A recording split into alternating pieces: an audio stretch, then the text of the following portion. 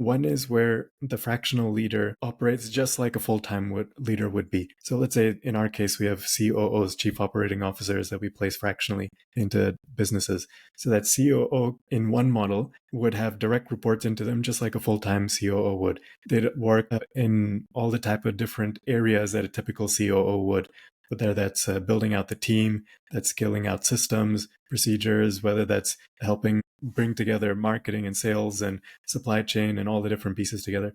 So all the typical things that a COO works on. So that's one model where instead of working full time, you work part time, but you work more like a project focused leader. So in that case, let's say I'm a CEO of a business. So like that, they can work through project by project by project, solving specific issues. They don't have any direct reports into them. So these are kind of the two high-level models that a fractional leader could work with.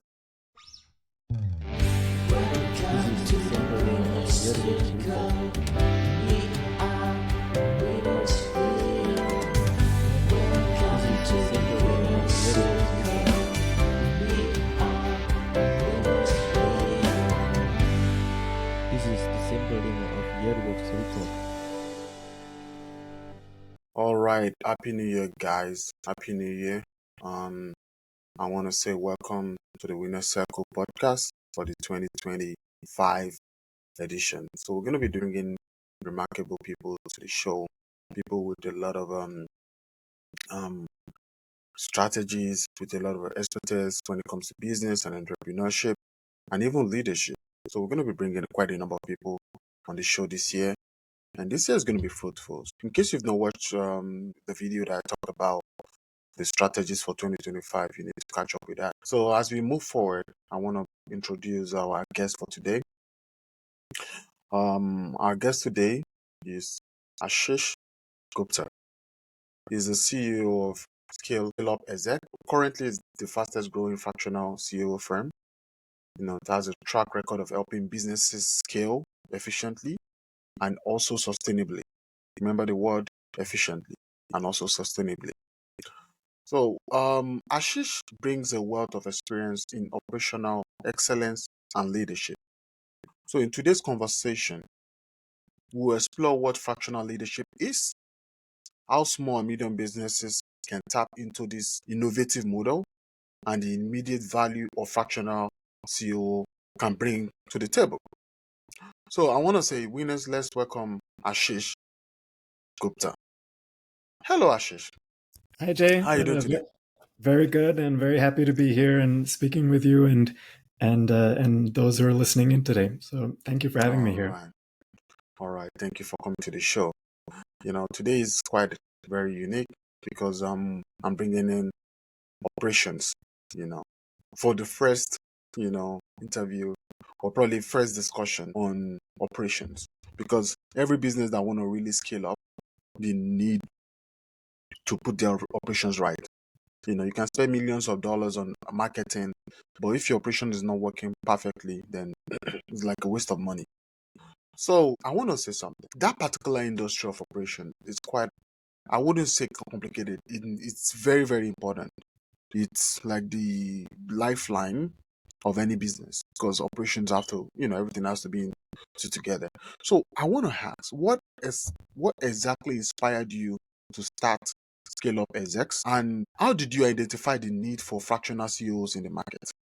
Yeah, that's a good question. Maybe just a quick background bit that will help answer this question. So I've been mostly in tech in my career.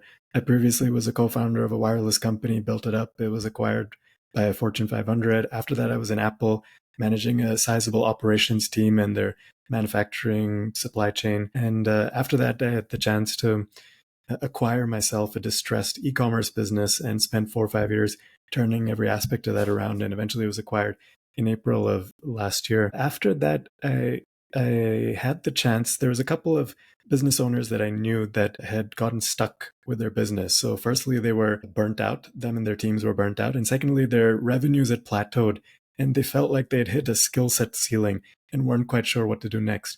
So I knew them, they asked me if I could help. And so I actually jumped in myself on a part-time basis. And I spent 3-4 months in retooling every aspect of their business, from the team, the systems, processes, their sales paths, their cost structure. And within 3-4 months, I was able to turn it around and their businesses grew 30-40%. And probably more important was their team was no longer burnt out. They actually felt like they could bring their whole selves to their work. Because of that success, I ended up having more engagements that I could handle myself. And so started building out a team of the top COOs that I've come across through the years. And these are the people who've scaled businesses from 0 to 8-9 figures multiple times. They've worked in large enterprises and small. They've worked across a wide range of different industries. And so they bring a lot of different interesting skill sets, and they've kind of tackled a lot of issues that many business owners face.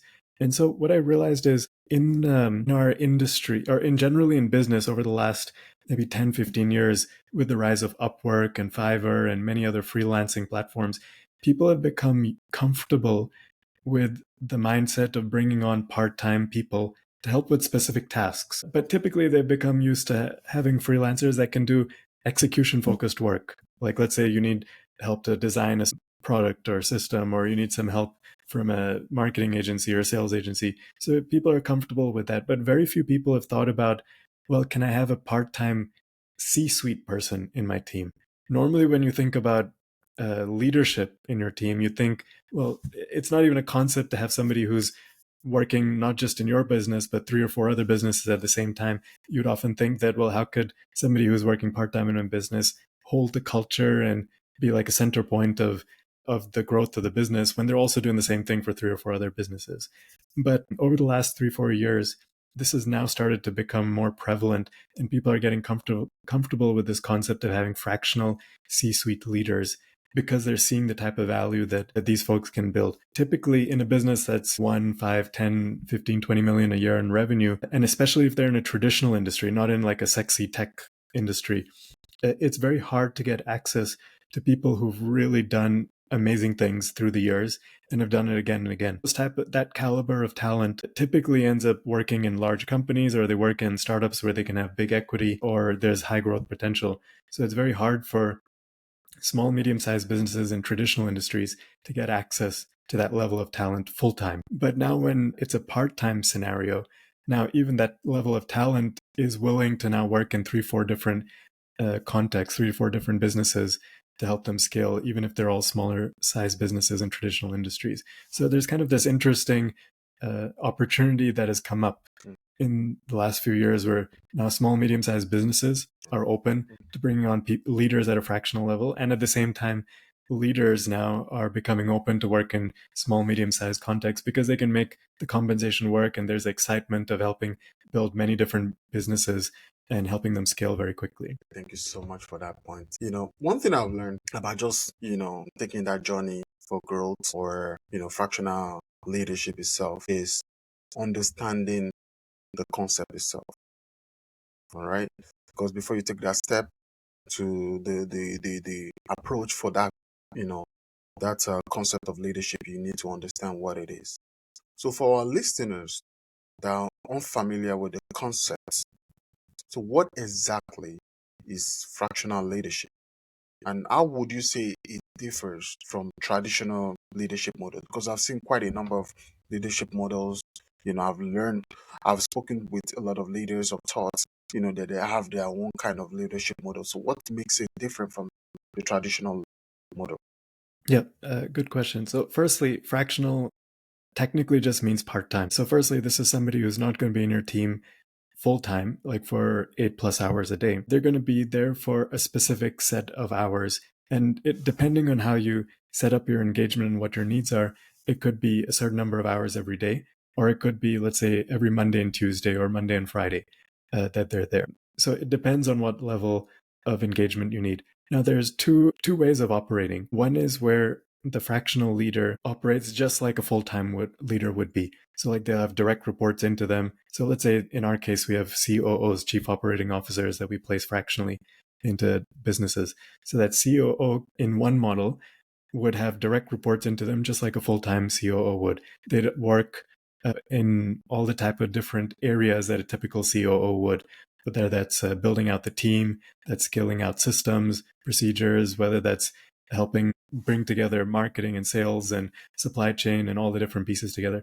So all the typical things that a COO works on. So that's one model where instead of working full-time, you work part-time. Second is where you don't necessarily have any reports into you, but you work more like a project focused leader. So in that case, let's say I'm a CEO of a business and I know I need help with one specific problem in the business. Maybe that's my current sales channels are really tapped out and I need to develop some new sales channels. Or it could be my team's culture really seems broken for the next level of growth. And I need a really cohesive set of values and behaviors that our team aligns to. And that's not there right now. Or it might be that I need a new system or process to help solve some inefficient flows that exist in my business. So now if I already have identified that need, I can operate with the second model where I bring in a COO who doesn't have any direct reports into them, but has this business problem that needs to be solved. And they work both on the strategy as well as roll up their sleeves and actually execute on that strategy. So they'll work with the rest of my team. They'll be embedded in my team just like any other person would be, except they are working with a specific beginning and end and a set of results that they need to achieve. And after that one project is done, most likely there'll be another set of business issues that exist. And so now they'll jump onto the next set of business problems, again, work on strategy, roll up their sleeves and execute and see it through to completion. So like that, they can work through project by project by project, solving specific issues. They don't have any direct reports into them. So these are kind of the two high level models that a fractional leader could work with. Oh, that's great. Thank you for clarification, and thank you for introducing our audience to that particular point of line. So now I just want to push it forward a little bit. So because I've done a little bit of research and I found out that the COO model, the fractional COO model it has gained a lot of traction among small and medium businesses. Why is it so? Yeah. So it's kind of an interesting role. And the reason I thought of starting a COO firm rather than, let's say, a CFO, Chief Financial Officer, or Chief Marketing Officer, or other areas is actually the CFO and CMO fractional space started gaining traction much earlier on. The COO fractional space is much newer. There's very few people who are actively working in this area. And the reason, there's one main reason for this. If you're a CMO, Chief Marketing Officer, you have to be really good at sales and marketing. You don't necessarily have to be very good at HR and IT and systems and process, all these other things. And same if you're a CFO, financial officer, you have to be really good at accounting and finance, but you don't necessarily have to be really skilled at, again, HR, IT, and systems and hiring people and letting go of people, all that kind of stuff. But a COO is a bit different. They're the person who has to be really good at everything. They have to have deep experience in sales, marketing, finance, in HR, in tech, in every different aspect of running a business. So to have a really good CEO on your team, one of my definitions of a really good CEO is somebody who has actually led pretty much every department in a business and has gone through all the different challenges that exist in all those different departments, so that now when they're working at COO level in a new context or in a new business or scenario, they're able to pull in this vast amount of expertise and bridge all of that together so that they can actually make a decision. Like, let's say they're making an HR decision, they'll already understand the context of how it could impact all the other departments in a business. And so now they'll make a decision that's very effective and has the right context of understanding the business as a whole. So the COO space is newer, but I find it's quite valuable because, let's say today, in that example of a model where you're working as a project-focused COO, today the CEO in your business could be working on sales and marketing challenges. 3 months from now, they could be working on culture challenges. After that, they could be working on systems or processes or implementing new tech. After that, they could be working on, so on and so forth. So they can work on all kinds of different areas in a business. Versus if you have a fractional CFO, they can just work on a focused area. And then at the end of that, their skill set is going to hit a ceiling. That's a very valid point. The point of a fractional COO. Well, I've seen the need for a COO, but now the concept of the fractional COO, I'm trying to understand the concept itself. I love the concept, I love the idea, because we are so used to the, fractional CFO, just get the job done and come back, any other time. But the fractional COO is quite unique. Yep. And I think I love the concept itself. So I'm going to ask this question, right? What specific challenges do small and medium businesses typically face that requires a fractional COO to address? Okay. Yeah. So, firstly, it could be all over the place, but I'll tell you a few common things that I see in many of our engagements. One of them is that many of at the moment, most of the businesses that we're engaged with, they're in the size of like 1 million to 25 million revenue range. So pretty wide range. And they have as small as like 4 or 5 people in the team. And some of them have as large as like 250 people in the team. So that's kind of the area that we typically end up working in. And then the industry wise, we work across pretty much every industry. We're industry agnostic. And so we have clients across a range of different places. So the type of one of the most common issues that I see is where the CEO or the founder of the business is way too involved day to day in the execution of different areas in the business. And they're not able to take a step back and focus on vision and strategy. Most of the time, a CEO should be spending their brain power on vision and strategy, on helping make sure the ship is steered in the right direction, that they've got the vision of where they want to take the business. And it's not necessarily that every business wants to scale higher.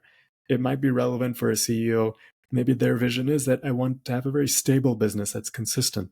It doesn't necessarily have to be one that is of growth. So, whatever the vision of the CEO is, now they should be spending time on making sure the boat is steered towards that vision.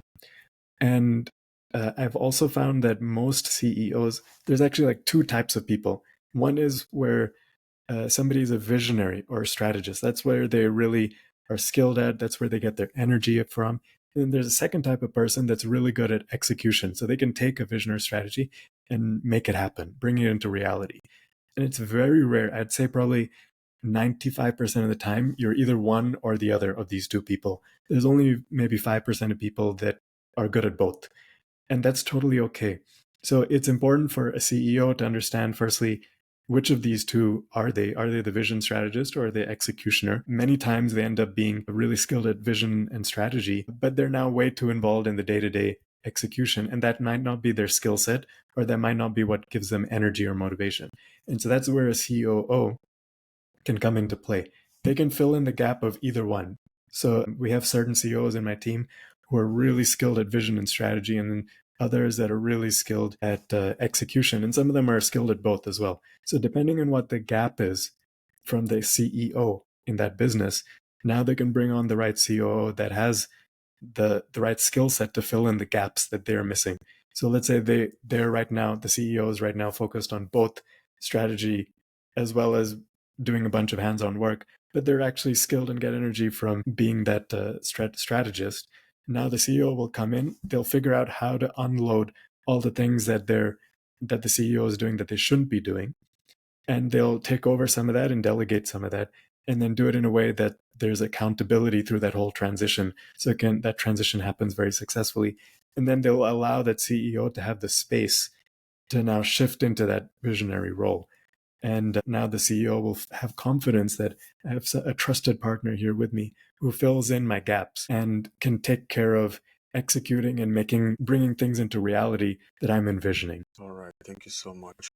So let me just do a follow-up question to your statement. In your experience as the leader, the owner of ScaleUpExec, what kind of business have you seen or that brought in probably before they don't have that, that concept or that the COO the fractional CEO concept or model or strategy, they don't have that.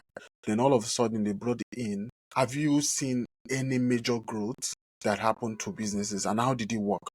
What are the problems they had and how was the approach able to help them, not just only identifying the problem, solving the problem, and also scaling them up, even if possible, X2 or X3 or X10, their revenue? Yeah, that's a good question. So, firstly, for context, since I started ScaleUpExec and we started building out our team, we've not lost a single customer. So up till now, every single engagement that we've started still continues, and actually most of them have even expanded in scope. Some of our engagements, we now even have two people in the team that are working in like two different areas. So it's kind of fascinating. And that ends up happening because the type of value you add is disproportionate to the fee structure. So that's been really I've been very happy to see that. And so just a couple of examples. Probably half of our customers are come to us because they're in existential crisis mode. Their business is in crisis mode. So it could be their revenues have tanked, their team is having a bunch of different issues. It could be their cost structure is so high that they're not profitable and they're stuck and don't know what to do. So we end up coming in a lot of difficult situations, which is quite fascinating. And then there's probably maybe 40% or so of situations where it's not like in crisis mode, but the business has already been scaling, and now the founders have realized they've hit a skill set ceiling, and they just don't know how to get to the next level. And in any business's life cycle, there are natural growth periods and plateaus. And then there might be when you reach a plateau, you typically have to retool your team, your culture, the way you approach things, maybe even your product or service you have to retool. And then that allows you now to start getting to the nenext level. Eventually, then again, you'll hit another plateau until you retool again. So like dramatic example wise, one of our existing customers, they're about 120 people in the team. There's a bit of a larger customer, 120 people in the team, like 15, 20 million a year revenue. When they came to us, they had 18 months of losing 350K a month. So for 18 months, they were losing 350K a month. And they're in the construction industry with cell phone towers. And as interest rates had gone higher, then their customers had pulled away a bunch of construction. So anyways, they were in existential mode. They existential crisis mode. They're almost out of their line of credit. They burned through all of their cash. So they were just like a couple of months away from shutting down. And they did have a full-time COO in their team, as well as, of course, the CEO. And that full-time COO was not able to navigate through this existential crisis. So they brought us in initially at a very small engagement of just 1 hour a day. Within 3 weeks of us working with them at 1 hour a day, they realized the type of value they had. And this is not something I wish for or hope for, but they realized the value we had. They let go of their full-time COO within 3 weeks of us joining and increased us to 3 hours a day. So it's still very much part-time, 3 hours a day. But in 3 hours a day, the CEO on my team who was working that engagement was able to get them to net zero within 3 months of us joining. This is after 18 months of losing 50K a month. And then thereafter, they started having their first months of profit. He went through every aspect of the business from the team, and there were a lot of very difficult decisions that had to be made very quickly in that context because they were like literally they would have closed down. And now I'm happy to say, they're healthy, they're still in existence, and they're hiring people, and so they're getting back on track, which is great. And we've actually increased our scope and engagement even since then. So that's like the dramatic end of the spectrum, which I wouldn't wish for anybody. But when you bring in somebody who's been through a lot of turnaround situations, who's experienced a lot of similar things that you're facing, you can very quickly make the right decisions and move the business on the right trajectory. So that when you bring in somebody who I often think that if you bring in somebody who's overqualified to help you, then the chances are that in a very short period of time, they'll be able to make better decisions faster that'll move the needle quicker than if you had somebody who is a typical skill set. So that's like on the dramatic case. Maybe on the less quote unquote dramatic case, there's many businesses that we work with. Like, for example, one of them, they had been growing really well. It was really growing well when there was the founder and a small team around them. And now they'd hit a plateau because they need to get to the next level. And then when we jumped in, we realized they were reliant on a very small set of customers. And so if any of those customers went away, then there could be a big risk. Actually, shortly after we started working with them, one of their customers was facing issues, and so they started dialing down. And so the revenue of this business was at jeopardy because they were so dependent on a small set of customers.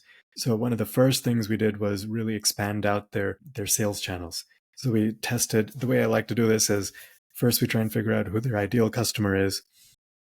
Then that ideal customer, where do they hang out, whether online or offline? And then now how do we reach them in those places that they hang out?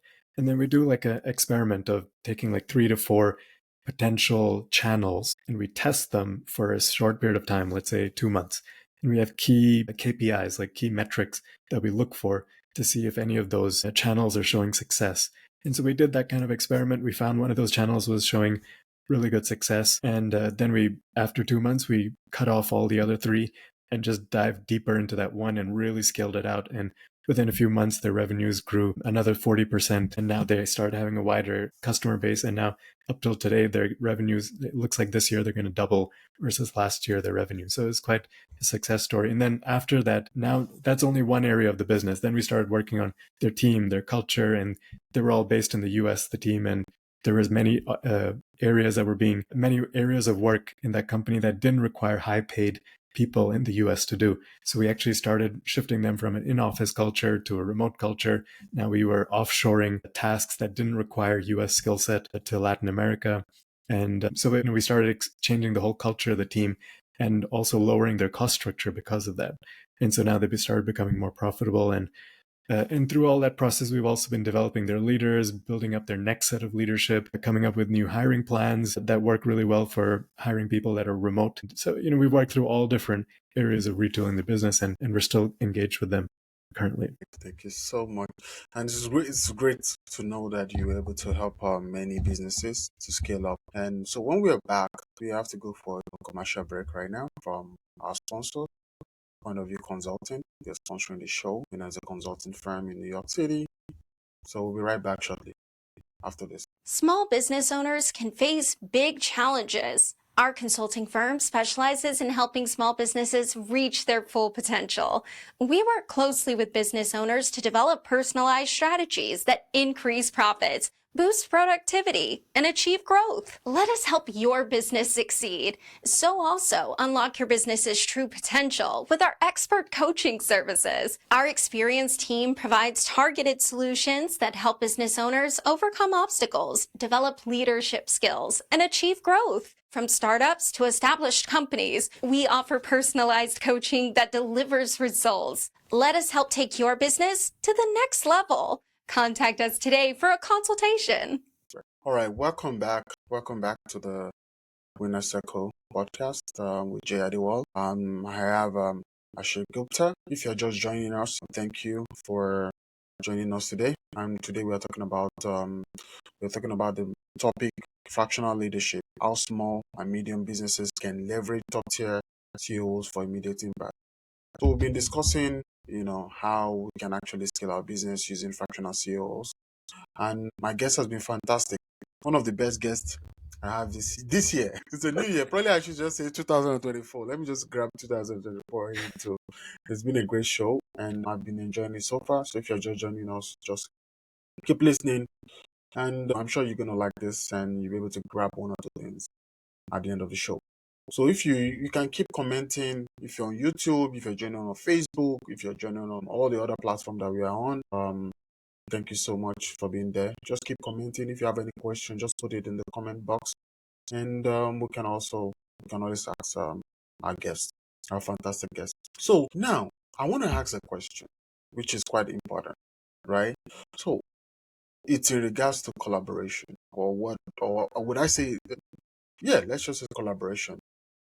What qualities should business owners look out for when selecting a fractional CEO? Yeah, I think one thing, I'll give you a few things on how I find really good COOs. And I've, through the years, met hundreds of COOs. And right now our team is quite small. It's like 8 of us. And each of these people in the team are really what I found to be top tier. And maybe that's one of the reasons why up till now, like I mentioned, not a single engagement has finished. We're each of our customers are still with us, and they've only increased the scope of our engagements. And that is mostly to do with the skill set level that exists in the top tier folks that are in my team. So I'll tell you a couple of things that I look for. One of them is somebody who's really top tier.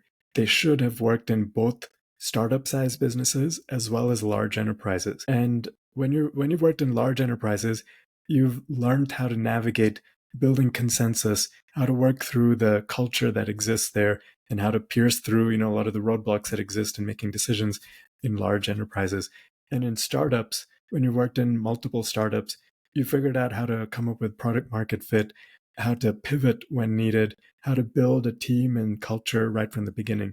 So you've kind of seen like the whole scope and range of the different sizes of businesses. So that's one thing. Number two is that these are people who should, and this is specifically like I was alluding to before with a CFO or a CMO, they don't necessarily have to be skilled in every department in a business, but a COO should be skilled in every department in a business.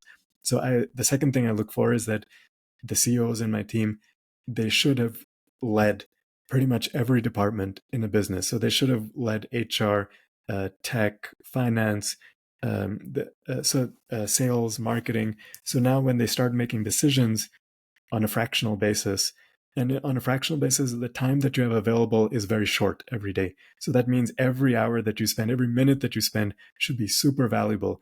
And so if you bring in a wealth of experience, now you'll be able to come up with good decisions much faster versus if you're just trying to figure out from the beginning on the spot. So that's the second thing, that they should have led pretty much every department that's typically in a business. So I think these are two things. And then the third thing is that they should have worked in multiple different industries. I often find that if somebody's only focused in on one industry throughout their whole career, that's great for many different contexts. But then now, once you join a new business or a new scenario, if you've had the experience of working in multiple different industries through the years, you're able to pull in interesting ideas from one or the other. Like, just for reference point, we had a team member who started an engagement with a charter school, meaning a private school, and they needed help with growing their enrollments, number of students. And he's never worked in a charter schooling industry before, and neither have I. And so it was kind of a new industry for us. But both of us have worked in many different industries in the past. And so we actually pulled in sales and marketing ideas and techniques that have worked for us in multiple different industries, and we applied them into charter schooling. And these are techniques that have never been tried from as far as we could see in charter schooling. And so we were able to pull in this new, fresh idea and apply it into this area, and it actually worked. So, like if you've worked in many different contexts, you will just be able to pull very interesting new concepts that may not be new in other industries, but they might be new in the current industry you're in. So I think that's a third thing that I found is very important. After that is all your typical stuff that you look for in any hire, which is skill set, culture fit. Do you have a good rapport? Especially a CEO and a CEO are going to be working so closely together, often on very difficult decisions. So you have to feel that there's a connect between the two of you as well, like the soft connect. So yeah, those are some of the key things that I look for. Well, that's a real great point. Qualities are very important for any entrepreneurs. That you have to have like a bright quality, because a client is looking for something you bring to the table, not just talks. It's like skills are very important also to be able to give the client the value for their money. So it's very, very important to that. Moving forward, we talked about qualities business owners should look for when selecting a fractional CEO. I just want to believe that there's some industry that benefit more than other industries when it comes to using or getting a COO, a fractional CEO, to implement some strategies for their business, to help them scale up and all that. So what industry do you think it will benefit the most from a fractional CEO? Yeah, that's an interesting question. Even when I first got into this area, I was also pondering the same thing. And I was thinking, well, maybe businesses, I was hypothesizing that potentially businesses where everybody's in person on site might not be a good fit, because our team is all remote. Especially if you're fractional, you've got to work remotely. You can't go on person to like locations all around just for a few hours a day. But that has been proven otherwise for me. Like, we have several customers who are in the construction industry, and all their team are on site, and many of them are even folks that have not been used to being on Zoom calls. Like people who are in the construction, like out in the field doing field work, they're usually not, many of them are not used to being on Zoom calls regularly and doing things remotely. But so far, we've had amazing success with all of them. So up till now, I've not found an industry where a fractional CO is not relevant. Like, for example, our customers right now, they're, like I mentioned, construction, they're investment firms, they're in schooling, they're in medical offices. We have several medical practices in different areas. We have SaaS businesses, tech businesses. We have commercial real estate firms. So, like we're all over the place, even event management and so many different things. And so far, I've not found a context that doesn't work. There is probably a scale limit. So at some point, when your business is large enough, so maybe like over 150, 200 people, it becomes more and more important to have a full timer. So there will become at some point relevancy to have a full timer COO, just because the quantity of things that need to be addressed. So, and in that case, actually, we also have contexts where there's a large company and there's a full-time CEO, and then we come in as a fractional to support specific areas for the COO, that the full-time CEO, that they don't have either skill set in or they don't have time in. So we even are able to support companies where there is a full-time COO. So it's always open for you guys to support different kind of business, whether on-site or off-site. Yeah. So up till now, all of our team is remote, but we support businesses that are on-site and off-site and hybrid modes It's as well. the same thing. Yeah, so Yeah. there's no limitation in the remote. So far, I've you not guys seen it. Yeah. Yeah. So, but if some client needs you guys to be on ground, would you also get to, get there, like be on site? Yeah. Well, in pretty much most businesses that we're in that are fully remote, they typically have offsites every twice a year or once a year. And so our team members end up going for those offsites, and those are good times to end up meeting in person and working through a lot of strategic stuff. But it does become difficult if it requires daily or every week for a fractional person to come in physically.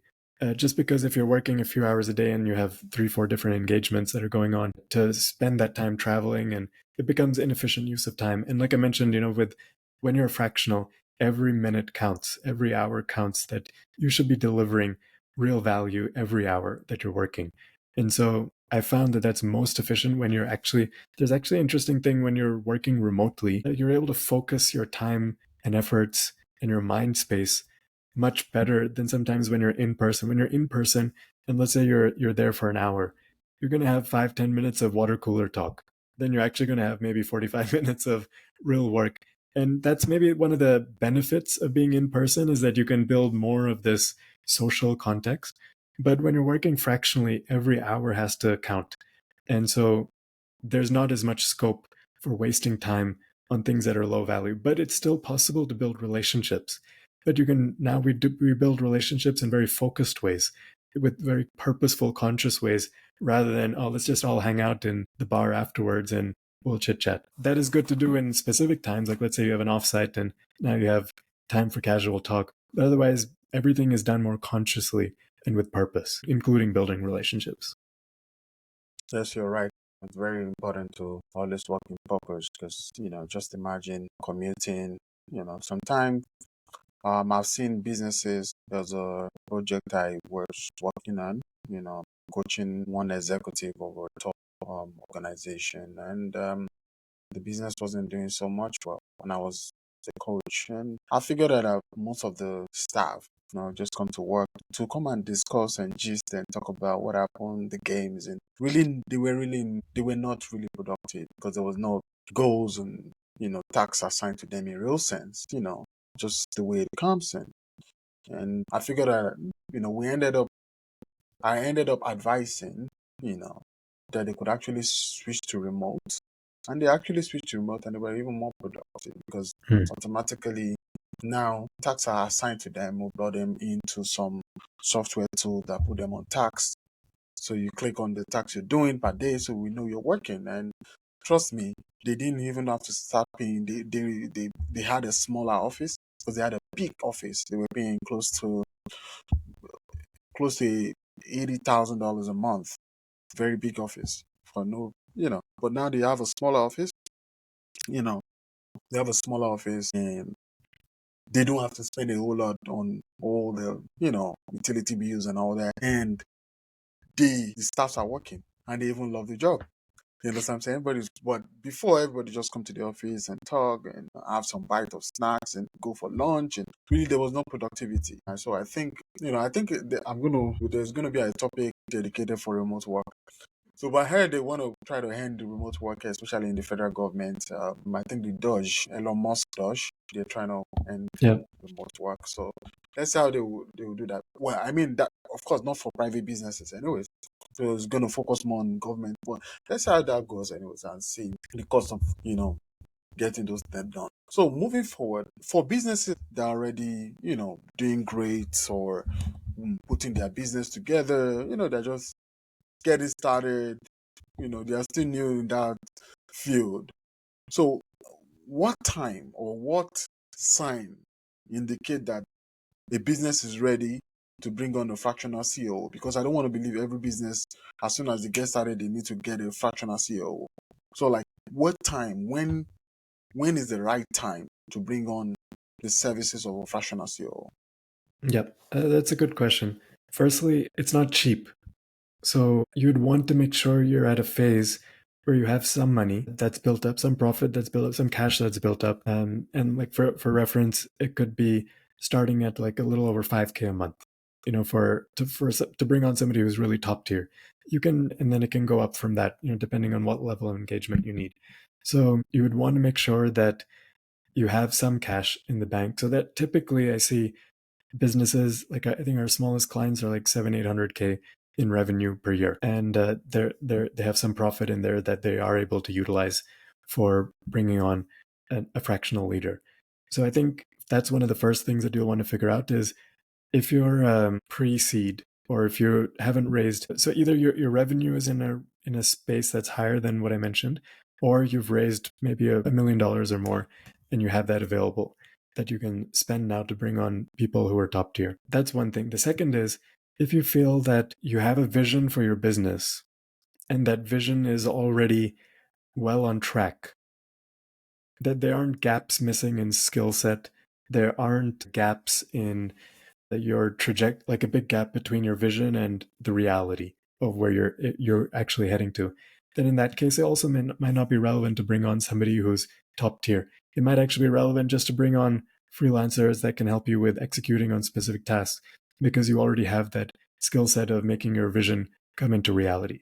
But if you feel that there's some kind of mismatch between what your vision is and your path to get there, like you're not quite sure how exactly to get there, or you're trying to get there and it's not going in the path that you want or you feel is needed, then it can be relevant to now start thinking about bringing on somebody who's top tier. From my own experience, like I mentioned a bit earlier, that I've always found it's better to have somebody who's overqualified. So if you're going to invest, you might as well bring on somebody who's really skilled rather than somebody who's average, especially in a leadership role. Because that can make or break your company. It can change your trajectory from reaching your vision in 5 years versus reaching your vision in 2 years, or exceeding your vision beyond what you even thought was possible. So that investment of however many dollars per month. So far, I've always seen, at least in our context, I've always seen that we over deliver based on the investment that people make in a fractional leader.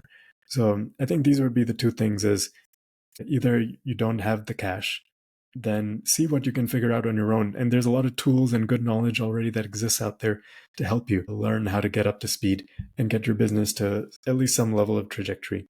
Or the second is that you have a clear pathway of reaching your goals and you know how to get there and you don't yet see any gaps.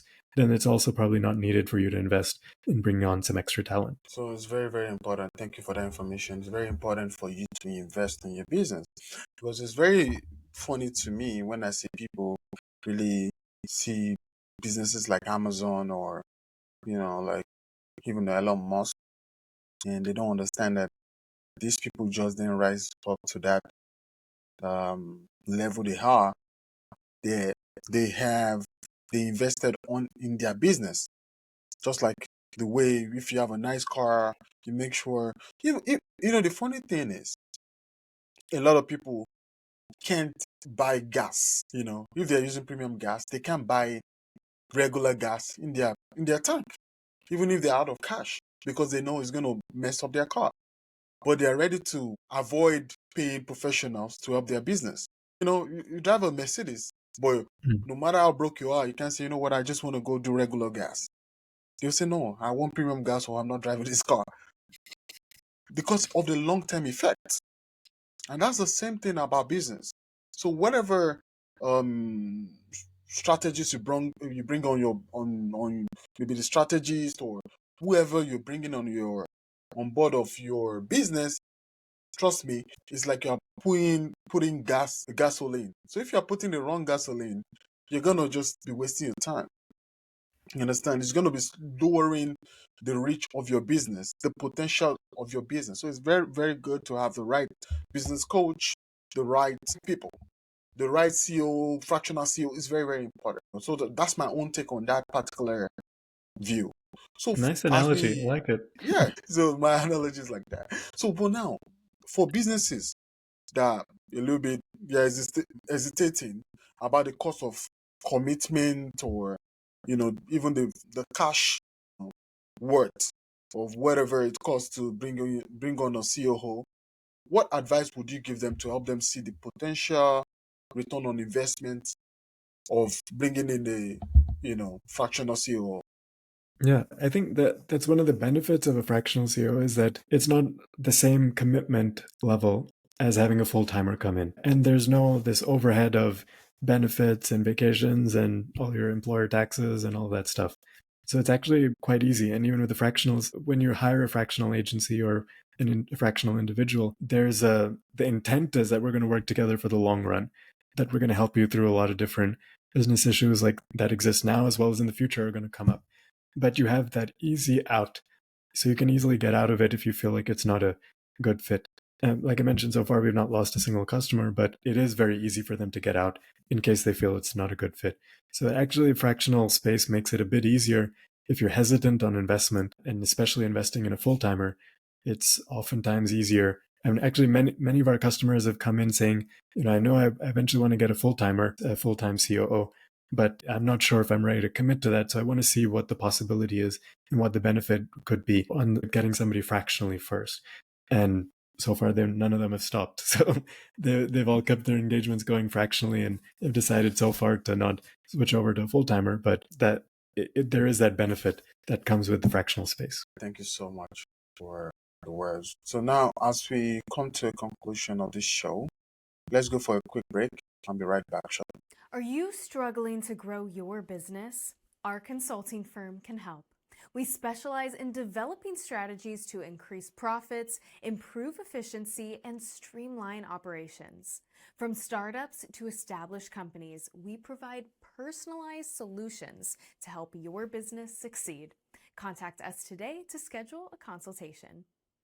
All right, guys, welcome to the Winner Circle podcast show today. As we're about to round up, I have a very fantastic guest. So if you've missed this part of the segment, you have to go back and watch, the recordings is going to be out. The topic for this particular episode is fractional leadership, how small and medium businesses can leverage top tier CEOs for immediate impact. So and I have a very fantastic guest here today. I've been learning quite a number of new things, and some I already know. So now, Ashish, if I'm going to ask again, I just want to ask, as we, the future of fractional leadership, do you see the fractional model extending beyond, we already have CFOs and all that. Do you see it extending beyond just the COOs to other C-suite roles like, CTOs, or possibly That's a good question. Definitely, I could see it for all of the other C-suite roles, but CEO, I've not yet figured out yet, to be honest. A CEO is a bit of a unique role relative to pretty much any other role in a company. That's the role that is like the lifeblood. It's the person who's eventually responsible for everything in a business. And in order for a business to get to, let's say, a scaling phase, it is useful to have somebody who's really that culture holder. And if somebody doesn't want to remain as a full-time CEO, let's say a founder who eventually feels like, being a full-time CEO is not relevant for me, they can end up moving into like a board level role or some other type of role if that's what their desire is. But at the moment, I haven't quite figured out. Maybe it might be possible to find a good way of making fractional CEO work. But definitely, I can say with confidence now with experience, even our own team, we've now started expanding into CFO space and CRO, Chief Revenue Officer space, because many of our engagements now need help in other areas.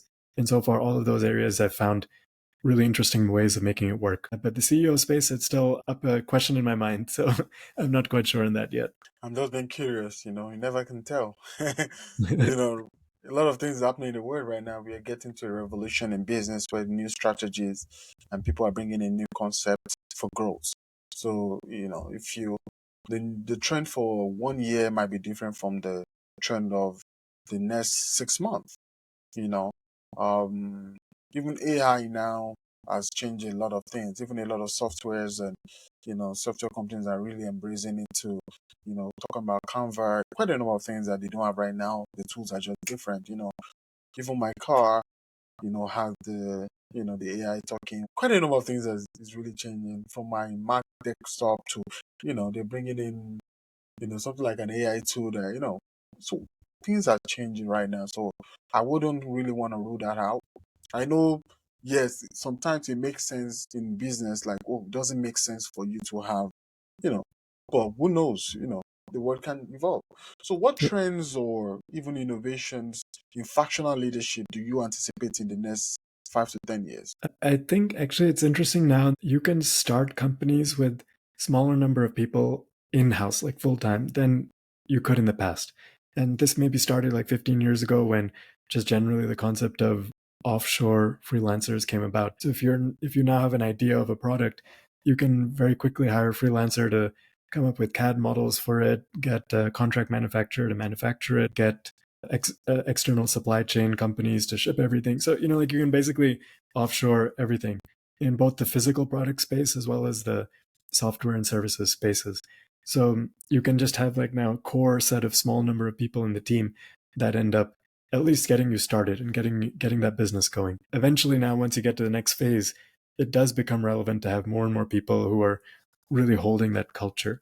But I feel that there's going to be so much more cross-pollination of knowledge and skill set that's going to come about just where, like, for example, in schooling, at least the type of schooling I went through, and then many of even the early jobs that I ended up having, it was almost valued that somebody would stick in one lane through their whole career, from schooling through their jobs, and they go dive deeper and deeper and deeper into that one area.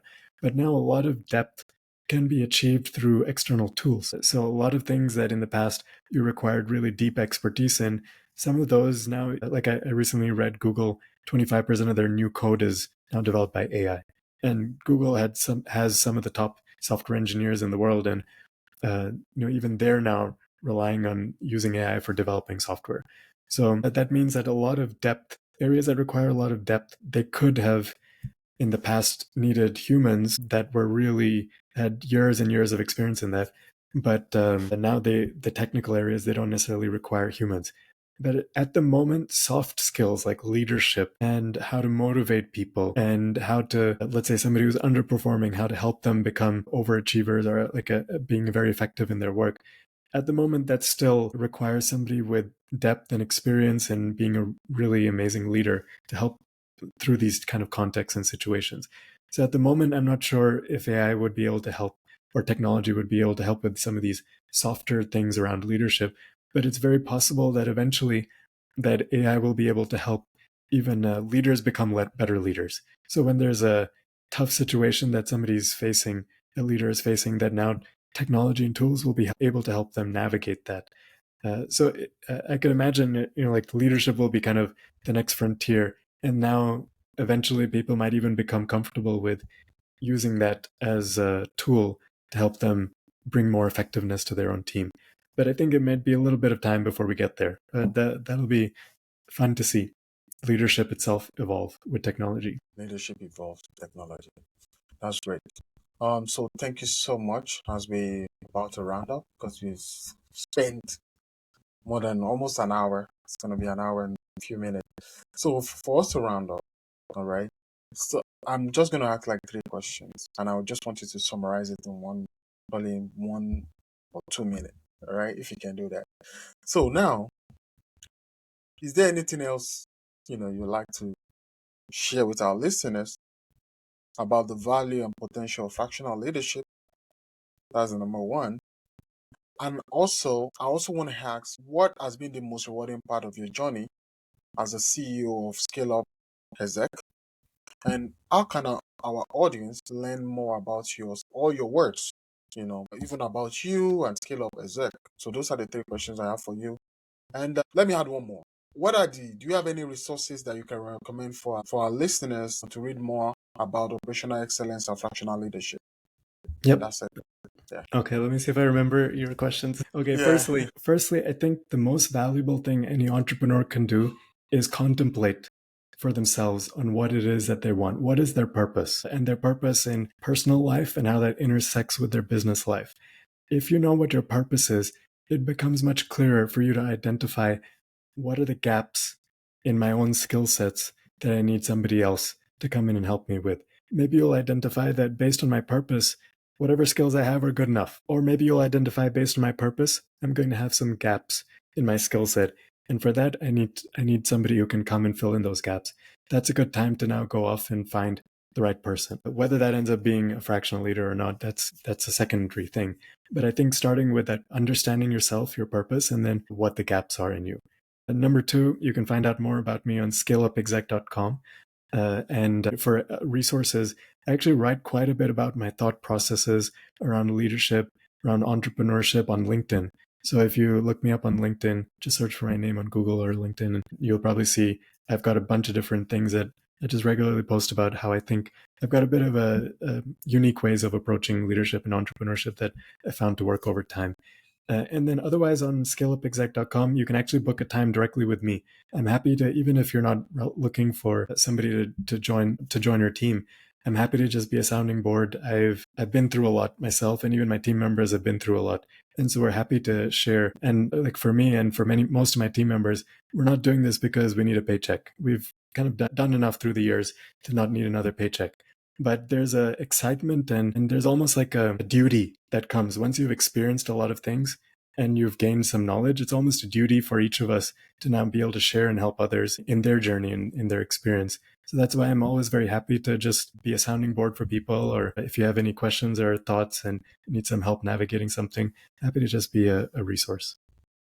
All right. Thank you so much. So thank you for tuning in to today's episode of the Winner Circle podcast. I want to say a huge thank you to Ashish Gupta for sharing his invaluable insight on fractional leadership and his transformative impact on small and medium businesses.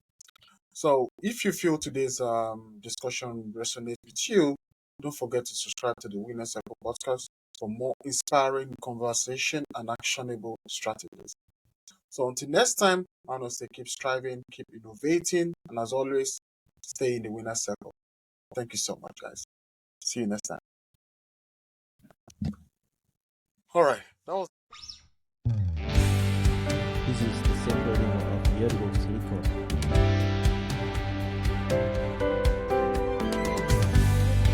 This is the symbol of the Adewole record.